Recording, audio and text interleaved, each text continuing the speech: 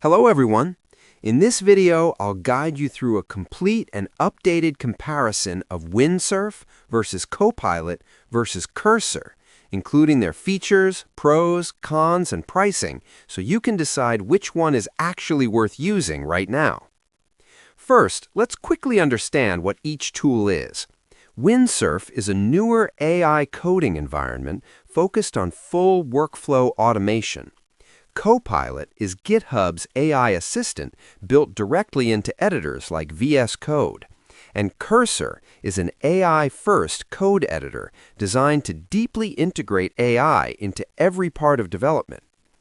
Starting with Windsurf, this tool is designed to act more like an AI engineer than just a helper. It can generate entire features, understand project structure, and automate multi-step coding tasks. One of its biggest strengths is context awareness, meaning it can read large parts of your code base and make smart decisions. This makes it very powerful for developers who want to speed up full project development rather than just writing small snippets.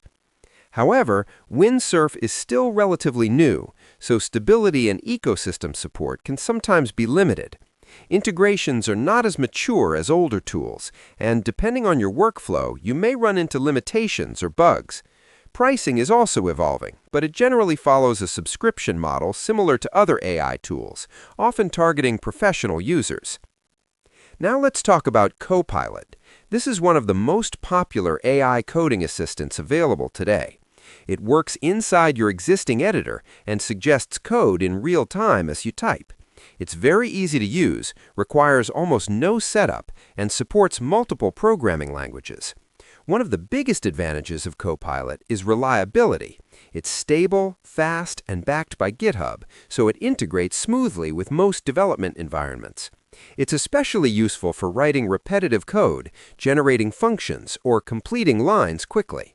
Pricing is also straightforward, usually around $10 per month for individuals, making it one of the more affordable options. But Copilot has its downsides. It's more of an assistant rather than a full AI system. It doesn't deeply understand your entire project unless you guide it carefully, and it doesn't handle complex multi-step tasks as well as newer tools. It's great for speed, but not always for deep automation. Now moving on to Cursor, this is where things get interesting. Cursor is an AI-powered code editor that feels like a mix between Copilot and a full AI agent. It allows you to chat with your codebase, edit multiple files at once, and even refactor entire sections using simple instructions. One of Cursor's biggest strengths is deep integration. Unlike Copilot, it doesn't just suggest code, it actively works with your entire project. You can ask it to fix bugs, explain logic, or rewrite features, and it does it across multiple files with strong context awareness.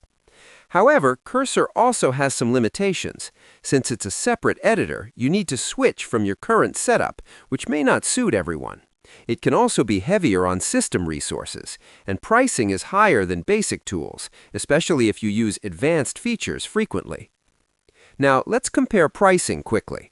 Copilot is the most affordable and simple option. Cursor sits in the mid to higher range depending on usage, while Windsurf is usually aimed at more advanced users and may cost more depending on its evolving plans. So, which one should you choose?